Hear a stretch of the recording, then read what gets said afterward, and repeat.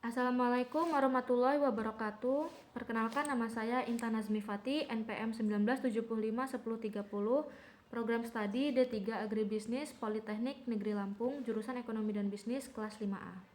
Di sini saya akan sedikit mempresentasikan mengenai public goods atau barang publik, eksternalitas atau externality, dan hak kepemilikan atau property rights. Yang pertama kita bahas adalah public goods.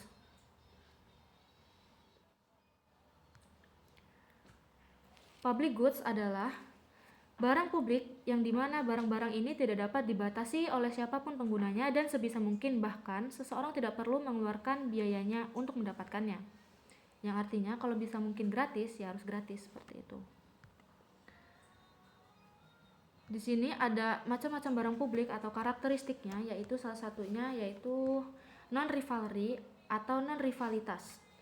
Non-rivalry dalam penggunaan barang publik berarti bahwa penggunaan satu konsumen terhadap suatu barang tidak akan mengurangi kesempatan konsumen lain untuk juga mengonsumsi barang tersebut. Sifat kedua yang menjadi karakter dari barang-barang publik itu adalah di mana manfaatnya dapat diberikan bagi penggunanya dengan tambahan tanpa biaya marginal yaitu sebesar 0. Pada sebagian besar barang, tambahan jumlah konsumsi membutuhkan sejumlah biaya produksi marginal seperti itu kan. Misalkan satu saluran televisi tidak dapat menambah biaya meskipun tindakan ini menyebabkan terjadinya tambahan konsumsi. Konsumsi oleh tambahan pengguna dari barang semacam itu adalah non-rivalitas atau non-persaingan, sehingga tambahan konsumsi tersebut membutuhkan biaya marginal sosial dari produksi sebesar 0 konsumsi.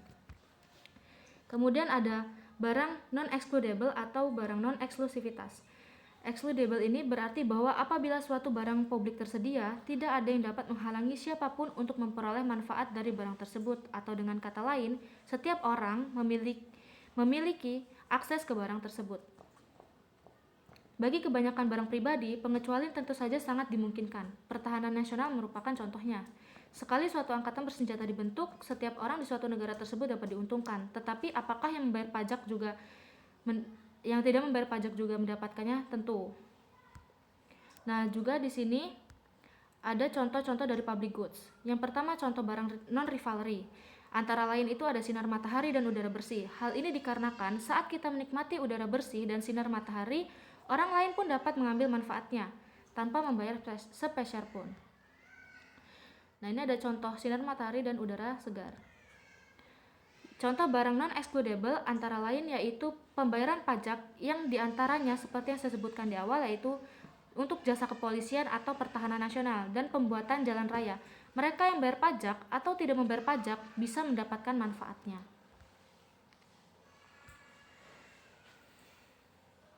Yang selanjutnya adalah eksternalitas.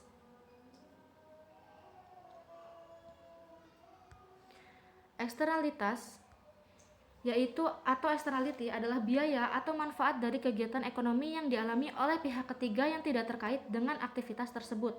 Biaya atau manfaat eksternal tidak tercermin dalam biaya akhir atau manfaat barang dan jasa yang dihasilkan. Eksternalitas itu memiliki dua jenis, yaitu jenis positif dan juga jenis negatif.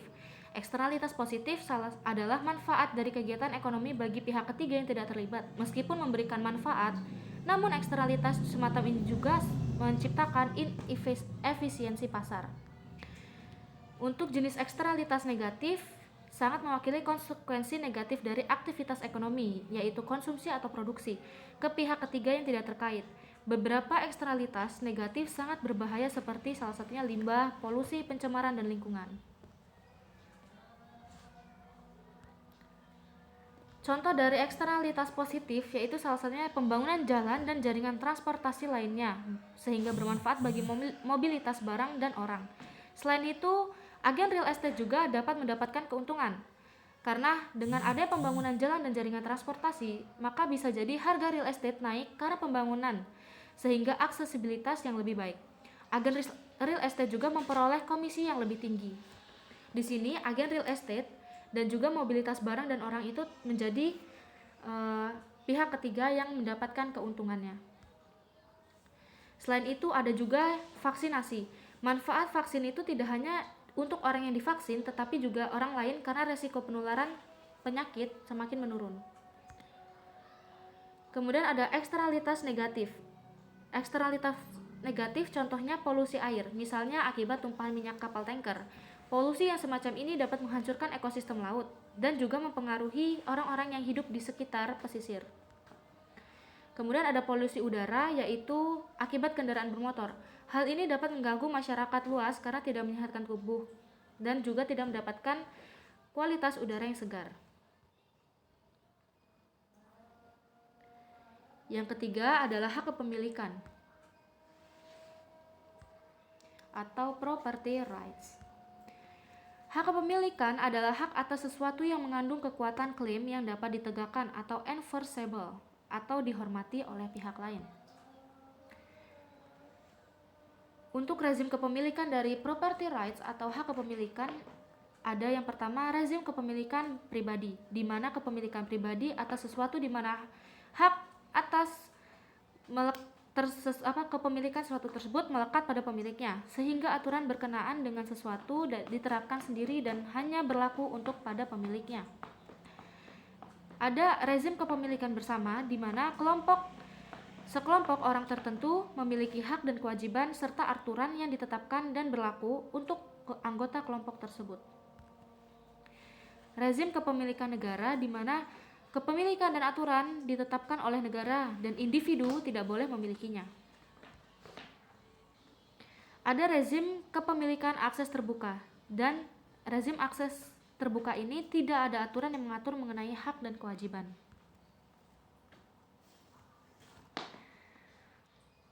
Karakteristik hak kepemilikan ada 3, yaitu yang pertama enforceability, di mana hak kepemilikan bisa ditegakkan, dihormati dan dijamin dari praktek perampasan oleh pihak lain. Kemudian ada sifat yang kedua, yaitu namanya transferability, di mana seluruh hak kepemilikan dapat dipindahkan dari satu pemilik ke pemilik yang lain secara sukarela melalui jual beli, sewa, hibah dan lain-lain.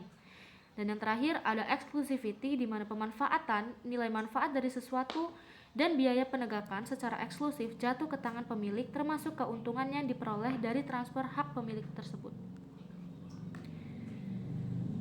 Untuk contoh hak kepemilikan, saya mengambil 2 contoh, yaitu dari hak kepemilikan oleh negara, di mana contoh kepemilikan negara antara lain meliputi ada persediaan tanah, gedung, bangunan, jalan, irigasi dan jaringan, aset tetap lainnya, serta konstruksi dalam pengerjaan, aset tak berwujud, aset kemitraan dengan pihak ketiga, dan aset lainnya.